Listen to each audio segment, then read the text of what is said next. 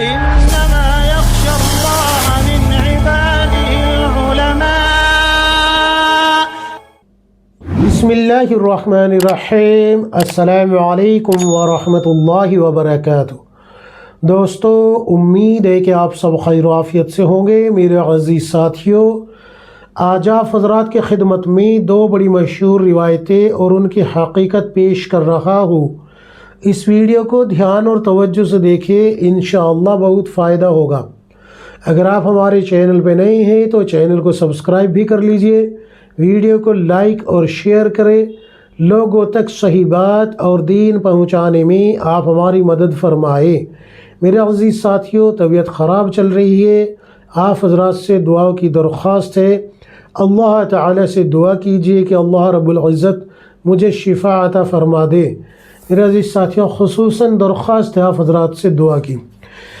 تو جو پہلی روایت ہے وہ سن لیجئے. سائل نے سوال کیا ہے کہ مفتی صاحب، کیا یہ روایت درست ہے کہ نبی کریم صلی اللہ علیہ وسلم نے فرمایا کہ 4 مرتبہ سورہ فاتحہ یعنی الحمد شریف پڑھ کر سویا کرو، 4000 دینار صدقہ کرنے کا ثواب ملے گا. نمبر 2، 3 مرتبہ قل هو اللہ شریف پڑھ کر سویا کرو، 1 قرآن شریف پڑھنے کا ثواب ملے گا. نمبر 3، 10 مرتبہ درود شریف پڑھ کر سویا کرو، جنت کی قیمت ادا ہوگی.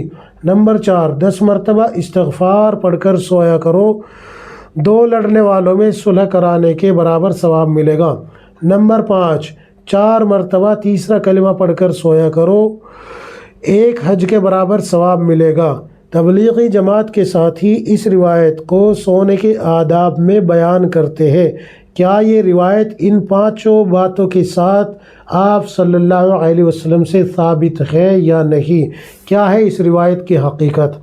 تو میرے عزیز ساتھیوں، دھیان سے سنیں. اب یہ جو روایت ہے، اس کو جب اکٹھا اس طریقے سے بیان کیا جاتا ہے ان 5 باتوں کے ساتھ کہ پہلی سورہ فاتحہ، دوسری جو ہے سورہ اخلاص، تیسری درود شریف اور چوتھا استغفار اور 5واں تیسرا کلمہ، تو یہ سیم اسی طریقے سے انہی الفاظ کے ساتھ اکٹھی آپ صلی اللہ علیہ وسلم سے ثابت نہیں ہے. البتہ آپ جو ہے جب منتخب احادیث کھول کے دیکھیں گے تو اس میں سورہ فاتحہ کے فضائل الگ مل جائیں گے اور سورہ اخلاص کے فضائل الگ مل جائیں گے، تیسرے کلمے کے فضائل الگ مل جائیں گے، درود شریف کے فضائل الگ مل جائیں گے اور اسی طریقے سے استغفار کے فضائل الگ مل جائیں گے. لیکن سورہ اخلاص کے علاوہ کہ 3 مرتبہ سورہ اخلاص پڑھنے سے 1 قرآن کے برابر ثواب ملے گا.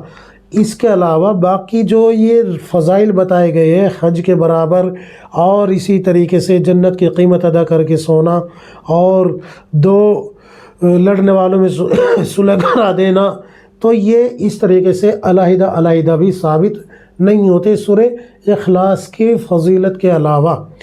تو اس روایت کی حقیقت یہ ہے کہ تلاش بسیار کے باوجود یہ روایت کہیں بھی نہیں ملی اور غیر معتبر روایات کا فنی جائزہ میں اس روایت کو من گھڑت قرار دیا گیا ہے. اسی طریقے سے بہت سے محدثین کی جماعت نے اس کو غیر معتبر بھی کہا ہے اور بغیر سند والی بھی کہا ہے. لہذا یہ روایت بیان کے قابل نہیں ہے. البتہ آپ جو ہے سورہ فاتحہ بھی زیادہ سے زیادہ پڑھے، سورہ اخلاص بھی زیادہ سے زیادہ پڑھے، درود شریف بھی زیادہ سے زیادہ پڑھے اور اسی طریقے سے آپ جو ہے استغفار اور تیسرا کلمہ بھی زیادہ سے زیادہ پڑھے. جتنا زیادہ پڑھیں گے اتنا ہی اجر، اتنا ہی ثواب زیادہ ملے گا. لیکن ان 5 باتوں کے ساتھ رسول اللہ صلی اللہ علیہ وسلم سے یہ روایت ثابت نہیں ہے. اس کو بیان نہ کریں.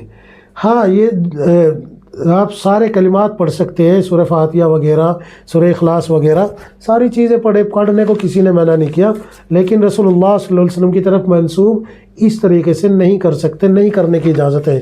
بیان بھی نہیں کر سکتے اور اس طریقے پہ عمل پیرا بھی نہیں ہو سکتے. اچھا جی، اگلی روایت بھی سن لیجئے. مفتی صاحب، کیا یہ روایت صحیح ہے کہ نہیں؟ روایت یہ ہے کہ حضرت عائشہ رضی اللہ عنہ فرماتی ہے کہ جب حضرت علی رضی اللہ عنہ ہمارے گھر یعنی رسول اللہ صلی اللہ علیہ وسلم کے گھر آتے تو میرے ابو حضرت ابو بکر رضی اللہ عنہ بھی آ جاتے اور میرے والد صاحب سارے کام چھوڑ کر حضرت علی رضی اللہ عنہ کے چہرے کو دیکھتے رہتے۔ میں کہتی ابا میرے گھر آ کر صرف آپ حضرت علی رضی اللہ عنہ کے چہرے کو دیکھتے رہتے ہو، اس کی کیا وجہ ہے؟ تو حضرت ابوبکر رضی اللہ عنہ کہتے ہیں بیٹی غلطی نہ کر یہ پوچھنے کی، میں نے رسول اللہ صلی اللہ علیہ وسلم کو فرماتے ہوئے اپنے کانوں سے سنا ہے کہ آپ صلی اللہ علیہ وسلم نے فرمایا کہ علی رضی اللہ عنہ کے چہرے کو دیکھنا بھی عبادت ہے۔ کیا ہے اس روایت کی حقیقت؟ یہ بالکل من گھڑت روایت ہے، یہ آپ صلی اللہ علیہ وسلم پر بھی جھوٹ بولا گیا ہے، اور اسی طریقے سے حضرت ابوبکر صدیق رضی اللہ عنہ پر بھی جھوٹ بولا گیا ہے، ام المؤمنین حضرت عائشہ رضی اللہ عنہا پر بھی جھوٹ بولا گیا ہے، اور امیر المؤمنین حضرت علی المرتضی رضی اللہ عنہ پر بھی جھوٹ بولا گیا ہے۔ یہ روایت ہے ہی نہیں، سرے سے ہی نہیں ہے، یہ شیعوں کا گڑھا ہوا قول ہے، اور شیعوں نے یہ منسوب کی ہے۔ اور ساتھ ساتھ یہ بھی یاد رکھیں یہ صرف سوشل میڈیا پہ پھیلی ہوئی بات ہے، کسی کتاب میں بھی اس کا صحیح یا ضعیف روایت میں کہیں پر بھی اس کا تذکرہ نہیں ملتا، لہٰذا اس روایت کو بھی بیان نہ کیا جائے، اس کو بیان کرنے کی اجازت نہیں ہے۔ امید ہے کہ ان باتوں کو سمجھیں گے، ان کو بیان کرنا چھوڑیں گے، اور دیگر احباب جو ان کو بیان کرتے ہیں ان کو بھی بیان کرنے سے شفقت کے ساتھ محبت کے ساتھ منع کریں گے کہ بھئی ان کو بیان نہ کیا کریں، ان کو بیان نہ کیا کریں۔ بہت سے حضرات یہ اشکال کرتے ہیں کہ میں تبلیغی جماعت کے خلاف ہوں۔ یقین مانے میں تبلیغی جماعت کے خلاف نہیں ہوں، میں صرف من گھڑت باتوں کے خلاف ہوں، اور جو دین کی شکل بگاڑ کے پیش کرتے ہیں اس کے خلاف ہوں۔ اگر میری بات آپ حضرات کو قرآن اور حدیث کے خلاف لگتی ہے تو میں اتنا بڑا آدمی تو ہوں نہیں کہ بھائی رجوع نہیں کروں گا، میں فوراً رجوع کر لوں گا، میں بحث مباحثے کا قائل نہیں ہوں، میں فوراً رجوع کر لوں گا اگر کہیں مجھے غلطی نظر آتی ہے میری۔ دوسری بات یہ کہ اگر میری بات آپ کو جو میں بیان کر رہا ہوں قرآن اور حدیث کے خلاف لگتی ہے، اہل سنت والجماعت کے عقائد کے خلاف لگتی ہے، تو فوراً جو ہے میری بات کو رد کر دینا، اور میری اصلاح کے لیے کومنٹس کرنا کہ آپ نے یہاں غلطی کی ہے۔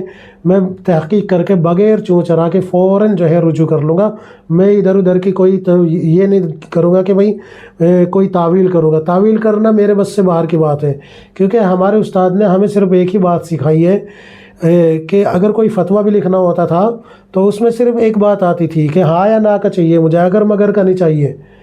اگر ہاں کی دلیل ہے تو ہاں کی دو، اور نہ کی دلیل ہے تو نہ کی دو۔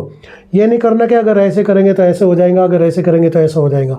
تو اگر مگر پہ میں نہیں چلتا بھائی، میں تو سیدھا سیدھا ہاں یا نہ، بس ہے دلیل ہے تو دکھا دو، نہیں ہے تو بس رجوع کر لو، بات ختم۔